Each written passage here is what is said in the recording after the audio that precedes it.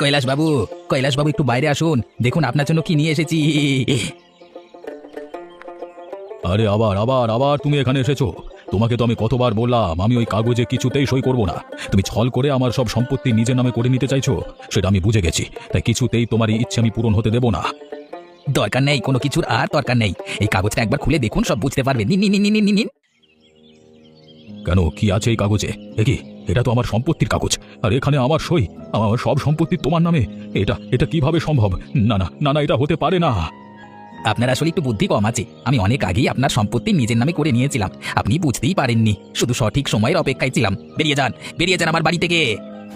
এটা তুমি একদম ঠিক করলে না বিক্রম, তোমার কখনো ভালো হবে না।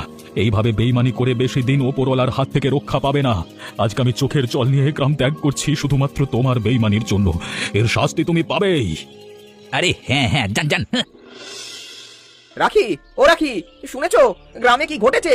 সর্বনাশ হয়ে গেছে গো। কেন, কি এমন হয়েছে? আমি তো সেরকম কিছু শুনিনি, আর শুনবই বা কিভাবে? ঘরে কাজ করতে করতেই সময় পাই না। তুমি এত হাঁপাচ্ছ কেন বলো তো? আরে ওই বিক্রম আছে না, ও কৈলাসবাবু মানে গ্রামের মোড়ল মশাইয়ের খুব কাছের লোক ছিল যে বিক্রম, সে কৈলাসবাবুর সাথে বেইমানি করে সমস্ত সম্পত্তি নিজের নামে করে নিয়েছে। ভাবো কেমন লোক এই বিক্রম। কিন্তু অত বড় একজন মানুষের সম্পত্তি এইভাবে নিয়ে নিল, মোড়ল মশাই কিছু বুঝতেও পারলেন না? হ্যাঁ, আসলে বিক্রম তো ওনার কাজ করতো। এবার বিক্রম কৈলাসবাবুর থেকে মাঝে মাঝেই সই নিত আর বিভিন্ন কাগজপত্র নিয়ে কাজ ছিল। সেই সুযোগেই হয়তো বিক্রম ওনার সম্পত্তি নিজের নামে করে নিয়েছে। আর আজ সকালেই কৈলাসবাবুর কাছে গিয়ে সবটা দেখিয়েছে। সব শুনে কৈলাসবাবু আটকানোর চেষ্টা করেছিল, কিন্তু শেষ রক্ষা আর হয়নি। তাই শেষ পর্যন্ত কৈলাসবাবু এই গ্রাম ছেড়ে চলে যেতে বাধ্য হয়েছে। খুব খারাপ লাগলো গো শুনে। শুধু খারাপ লাগলে হবে না, আমাদের এই অন্যায়ের বিরুদ্ধে প্রতিবাদ করতে হবে। শয়তান বিক্রমকে শাস্তি দিতে হবে। না না, তোমাকে অন্যায়ের প্রতিবাদ করতে হবে না, নয়তো আমাদেরও ক্ষতি হয়ে যেতে পারে। হে ওপরওয়ালা, এটা কি করলে তুমি আমার সাথে? এত বছর ধরে বানানো আমার বাড়ি, আমার ব্যবসা সব কেড়ে নিলে। কি ভুল করেছিলাম যার জন্য এত বড় শাস্তি দিলে তুমি আমাকে? কিছু বছর আগে আমার স্ত্রীকেও আমার কাছ থেকে কেড়ে নিলে, আর আজকে যেটুকু সম্পদ ছিল সব ওই বিক্রম ছল করে আমার থেকে সব কেড়ে নিল। কত ভরসা করেছিলাম ওকে, নিজের পরিবারের অংশই ভাবতাম ওকে, কিন্তু ও ও এমন একটা কাজ করলো যেটা আমি স্বপ্নেও কল্পনা করিনি। অনেকটা ক্লান্ত লাগছে, এতটা পথ হেঁটে এসেছি, অন্য গ্রামে ঢুকে পড়েছি। একটু গাছতলায় বসে শরীরটাকে বিশ্রাম দিই। কি গরমটাই না পড়েছে আজ, বাপরে, বাইরে থাকাই যাচ্ছে না। এ কি, গাছতলায় এই গরমে কে বসে আছে? দেখে তো খুব বৃদ্ধ মনে হচ্ছে, আর আগে তো এই গ্রামে দেখিনি। যাই তো। এই যে শুনছেন, আপনি কে? কোথায় বাড়ি আপনার? আমি আমি পাশের গ্রাম থেকে এসেছি বাবা, খুব ক্লান্ত লাগছে তাই গাছের ছাওয়াতে বিশ্রাম নিচ্ছিলাম। আপনি আমার সাথে আমার বাড়ি চলুন, বাইরে খুব গরম, আমার বাড়িতে বিশ্রাম নেবেন। আসুন আমার সাথে। মামা এসে এসে এসে, আজ থেকেই মস্ত বড় বাড়ি তোমার আর আমার। কত বড় বাড়ি! কতদিনের ইচ্ছে ছিল আমার এই মস্ত বাড়িতে থাকবো, সেই ইচ্ছে আজ পূরণ হলো। খুব খুশি, আজ আমি খুব খুশি হয়েছি বাবা। আমার ইচ্ছে তুই পূরণ করেছিস, ওই কৈলাসকে এই গ্রাম ছাড়া করে ওর সব সম্পত্তি ছিনিয়ে নিয়েছিস। আরে সবই তো তোমার কারণই মা, তুমি যদি আমাকে বুদ্ধি না দিতে আমি কি আর এসব করতে পারতাম? কোনোদিনও পারতাম না। সেটা ঠিক বলেছিস, কিন্তু আজ যদি তোর বাবা থাকতো সেও খুব খুশি হতো। হ্যাঁ, কিন্তু মা তুমি কিন্তু দারুণ বুদ্ধি দিয়েছিলে। প্রথমে কৈলাসবাবুর কাছে কাজ, আস্তে আস্তে তার ভরসা লোক হয়ে ওঠা, কাগজপত্রের কাজ, তারপর সুযোগ বুঝে সই নেওয়া। সব কাজ যে কত সাবধানে করতে হয়েছে মা, তুমি জানো না। কিন্তু শেষ পর্যন্ত আমরাই জিতলাম। এই যুগে ভালো মানুষের দাম নেই, শয়তানি না করলে কিছুই পাওয়া যায় না। কি যে বলো মা। একদম ঠিক বলেছিস। চল চল, দাঁড়িয়ে গল্পই করে যাবি না আমাকে একটু চা করে খাওয়াবি বড়লোক বাড়ির?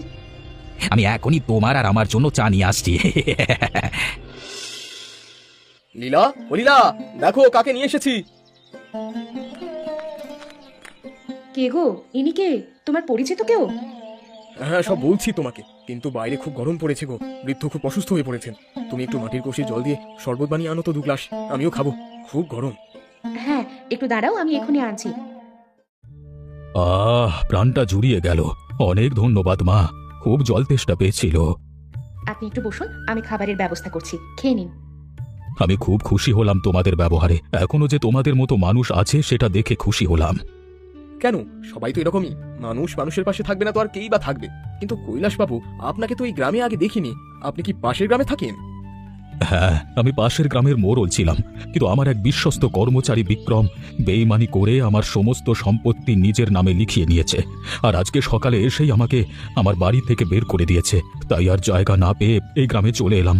অনেকটা পথ হেঁটে ক্লান্ত হয়ে পড়েছিলাম, সামনে একটা গাছ দেখে তাই বসেছিলাম, তখন তুমি এলে আর আমাকে তোমার বাড়িতে নিয়ে এসে এত ভালো করে আপ্যায়ন করলে। কি বলছেন? আপনার কর্মচারী আপনার সাথে এরকম করেছে? ভাবতেও পারছি না। শোনো না, বলছিলাম যে তুমি তো আজ সকালে বিক্রমের কথা বললে যে সে নাকি কৈলাসবাবু সমস্ত সম্পত্তি নিজের নামে করে নিয়েছে। হ্যাঁ, বললাম তো, কিন্তু তাতে কি হয়েছে? তুমি তো আমাকে নাও বলে দিলে ওর বিরুদ্ধে কোনো রকম প্রতিবাদ করতে। তাহলে আবার কিসের কথা? আরে ছাড়ো তো তোমার প্রতিবাদ, আমি তো আছি আমার অন্য ভাবনায়। কি? শোনো, এখন গ্রামে কৈলাসবাবু নেই, তার মানে গ্রামের প্রধান অর্থাৎ মোড়ল মশাই হলেন বিক্রম। তোমার উচিত বিক্রমের সেবা শুশ্রূষা করা আর ওর সাথে সাথে থাকা, ওর সাথে সাথে কাজ করা, কারণ এখন ওর অনেক ক্ষমতা আছে। তুমি যদি ওর কাছের লোক হয়ে উঠতে পারো, তোমাকে কিন্তু অনেক টাকা দেবে ও, একদম টাকা দিয়ে মুড়িয়ে ফেলতে পারে। আর আমাদের এখন যা পরিস্থিতি, তাতে আমাদের টাকার খুব দরকার। তাই আমি যা বলছি তাই শোনো, আর কালই ওর কাছে যাও একটা কাজের সন্ধানে। কিন্তু আমার একদম ইচ্ছে নেই। তাও তোমাকে করতে হবে আমার ভালোর জন্য, আর বেশি কথা বাড়িও না। লীলা, আমি বেরোচ্ছি। আজ অনেকগুলো কাঠ কাটতে হবে। কাল এত গরম পড়েছিল, সেই হিসেবে কাঠ জোগাড় করতে পারিনি। আচ্ছা এসো, সাবধানে যেও। আদিত্য বাবা, আমিও যাব তোমার সাথে। তুমি জঙ্গলে যাও বুঝি কাঠ কাটতে? হ্যাঁ, জঙ্গলেই যাই, কিন্তু আপনি এই শরীর নিয়ে আমার সাথে কাঠ কাটতে যাবেন, আপনার কোনো অসুবিধা হবে না তো? না না, আমার কোনো অসুবিধে হবে না, চলো চলো। আমি বলছিলাম কি, আপনি না হয় আজ এই বাড়িতেই বিশ্রাম করুন, কাল আমি আপনাকে আমার সাথে নিয়ে যাব। না না, আমি আজকেই যাব, চলো তুমি। আচ্ছা বেশ, চলুন। কতদিন পর সাধারণ মানুষের সাথে দেখা হলো। এতদিন বাড়িতে থেকে ওই এক দুজন কর্মচারী ছাড়া আর কারোর সাথে কথা হতো না। বাড়ির মধ্যে কেমন যেন দম বন্ধ লাগতো। আজকে খুব ভালো লাগছে, মনে শান্তি অনুভব করছি। এটা বেশ ভালো। আপনি এখানে বসুন, আমি কাঠ কেটে নিই। আপনাকে কিন্তু আমি কাটতে দেব না, আপনার শরীর একদম ভালো নেই। আচ্ছা আচ্ছা, বেশ বেশ, আমি এখানেই বসছি। বিক্রম বাবু, আমি দীপক, একটু সাহায্য চাইতে এলাম আর কি। যদি কিছু মনে না করেন তাহলে একটা কথা বলতাম আপনাকে। বাবা বাবা দীপক, তুমি আমার কাছে কেন? কিছুদিন আগে পর্যন্ত তো আমাকে দু চোখে দেখতে পারতে না। আমি নাকি অসৎ লোকের টাকা মেরে খাই, আরো কত কিছু। আর আজকে তুমি নাকি আমার কাছে কাজ চাইতে এসেছো? আরে ভেবেও হাসি পাচ্ছে। সময়ের চাকা কি ঠিকভাবে করে সেটা আমি হারে হারে টের পাচ্ছি। বলো বলো, কি সাহায্য চাইতে এসেছো বলো। আসলে বিক্রম, আমার কাজের খুব দরকার। বিক্রম না, বিক্রম বাবু বলে সম্বোধন করবি, মনে থাকে জানো। এবার বল। বিক্রম বাবু, আমি আগে যে কাজটা করতাম সেটার আয় খুব কম। তাই যদি আপনার কাছে আমার জন্য কিছু কাজ থাকে তাহলে আমি সেটা করে দিতে পারবো, যদি সুযোগ করে দেন। এই দীপককে আমি জীবনেও কাজ দেব না। আগে অনেক অপমান করেছিস তুই আমাকে, এবার আমার পালা। কিছু ভাবছেন? আমার বাড়ি থেকে দূর হ। তোর মতো মানুষদের আমি আমার চাকর বানাবো না। হ্যাঁ, ভাগ ভাগ, নাহলে এখানেই বের হলো, ভাগ। লীলা, দাও দাও, খেতে দাও। কৈলাস বাবু আজ অনেক কাঠ নিয়ে এসেছে আমার সাথে। উনি না থাকলে এতগুলো কাঠ একেবারে আমি আনতেই পারতাম না। থাক থাক, হয়েছে, আর মিথ্যে প্রশংসা করতে হবে না। তোমরা যে আমার কি উপকার করছো সেটা তোমরাও জানো না। একজন সব হারা মানুষের পাশে এভাবে এসে দাঁড়িয়েছো। দেখো, তোমাদের সব সময় ভালো হবে। কিন্তু কৈলাস বাবু, বিক্রম আপনার সাথে একদম ঠিক করেনি। ওকে উপযুক্ত শাস্তি দিতে হবে, নয়তো এভাবেই সবার ক্ষতি করতে থাকবে। কিন্তু কিভাবে ওকে শাস্তি দেব আমরা? এই গ্রামে থেকে বিক্রমের বিরুদ্ধে কিছু করতে পারবো না আমরা। ওই গ্রামে আমি রাখি এবং দীপককে চিনি। দীপক আমার ছোটবেলার বন্ধু। ওই গ্রামে গিয়ে আগে ওদের সাথে যোগাযোগ করে সমস্ত পরিকল্পনা করতে হবে। হ্যাঁ, একদম ঠিক বলেছো। এভাবে হাত গুটিয়ে বসে থেকে কোনো লাভ নেই, ওনাকে নিজের আগের অবস্থানে ফিরিয়ে আনতেই হবে। ঠিক আছে, তোমরা যা ভালো বোঝো তাই করো, কিন্তু সবকিছুর জন্য তোমাদের অনেক ধন্যবাদ। তোমাদের কাছে আমি ঋণী হয়ে রইলাম। কি গো, কি হলো? কাজ পেলে? আরে কিছু বলছো না কেন? তোমাকে এত চিন্তিত কেন দেখাচ্ছে বলো তো? এত অপমান আর সহ্য হয় না তোমার জন্য। শুধুমাত্র তোমার জন্য ওই শয়তান আমাকে অপমান করার সুযোগ পেল। আরে কি হয়েছে কি, সেটা তো আমাকে বলবে নাকি? না হলে আমি বুঝবো কিভাবে? আর আমি কি শুধু আমার জন্য বলেছিলাম নাকি তোমাকে কাজে যেতে? আমি তো আমাদের দুজনের ভালোর জন্যই বলেছিলাম। তুমি এভাবে কেন বলছো বলো তো আমাকে? গেছিলাম তোমার কথা শুনে ওর কাছে। ওই শয়তানের কাছ থেকে আমি কাজের ভিক্ষে চাইলাম, কিন্তু জানো ও কি বললো? ও বললো আমার মতো লোককে নাকি ও চাকর হিসেবে রাখবে না, আর আমাকে কাজে দেওয়া তো দূর, সেখান থেকে গরু ছাগলের মতো তাড়িয়ে দিল অপমান করে। তোমার টাকার লোভের জন্যই এই অপমান সহ্য করতে হলো আমাকে। কি? ওই বিক্রমের এত বড় সাহস, ও তোমাকে অপমান করেছে?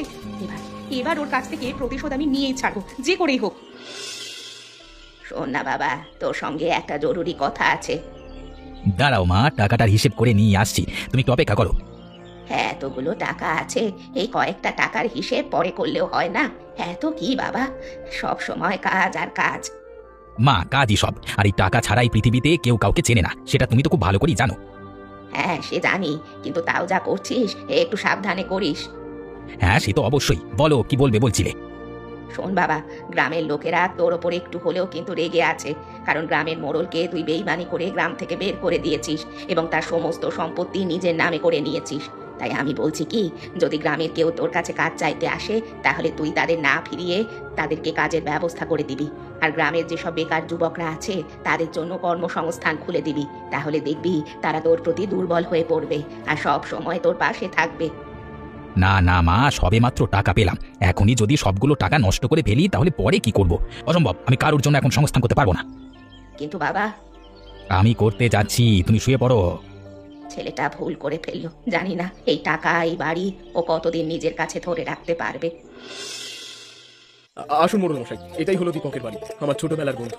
আপনি একটু দাঁড়ান, আমি এক্ষুনি দীপককে ডাকছি। দীপক, কিরে দীপক, বাইরে আয়। আরে আদিত্য, আয় আয়, কতদিন পর, এতদিন পরে বুঝি বন্ধুর কথা মনে পড়লো। আয় ভেতরে আয়। আমি একা আসিনি রে, এই যে আমার বউ লীলা আর তোদের গ্রামের মোড়ল কৈলাস বাবুকে সাথে নিয়ে এসেছি। ও হ্যাঁ হ্যাঁ, আমি তো খেয়ালই করিনি, কিন্তু এসব মানে মানে মোড়ল মশাই তোদের সাথে, আমি তো বুঝতে পারছি না কিছু, কি কারণে এসেছিস তোরা এখানে? আসলে কিছুদিন আগে কাজ থেকে বাড়ি ফেরার পথে কৈলাস বাবুকে একটা গাছের নিচে দেখতে পাই বিশ্রাম নিতে, তাই ওনাকে আমাদের বাড়িতে নিয়ে আসি।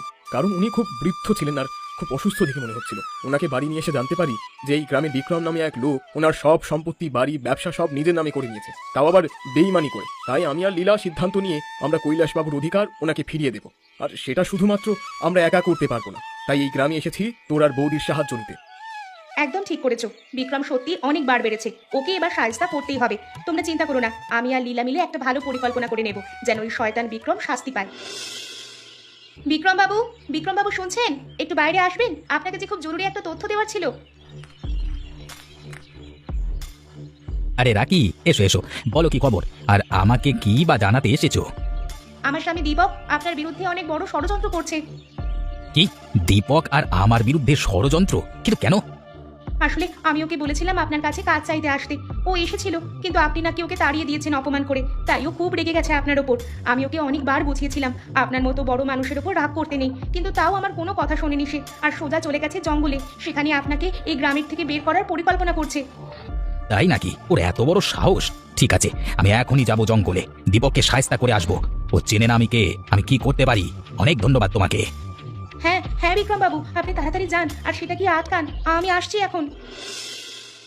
দীপকের এত বড় সাহস, আমার বিরুদ্ধে ষড়যন্ত্র করছে। আজকে ওকে আমি বোঝাবো যে আমি কে। কোথায় কোথায় দীপক, সামনে আসো আমার, যদি সাহস থেকে সামনে এসো। এই তো চলে এসেছিস, দেখি তো কি করবি তুই আমার। তোর মতো শয়তানের কিভাবে শায়েস্তা করতে হয় আমি সেটা খুব ভালোভাবে জানি। আয় দেখি তুই কি করতে পারিস। দাঁড়া, দেখাচ্ছি। ছেড়ে দাও, ছেড়ে দাও, আমাকে মেরো না, আমি মরে যাবো, ছেড়ে দাও, ছাড়ো বলছি। নিজের ভুল স্বীকার কর, না হলে তোকে এখানেই মেরে পুঁতে রেখে দেবো। গ্রামের কেউ তোর মৃত শরীর উদ্ধারও করতে পারবে না। হ্যাঁ, আমরা তিনজন আছি, তোর ক্ষমতা নেই আমাদের হাত থেকে পালানোর।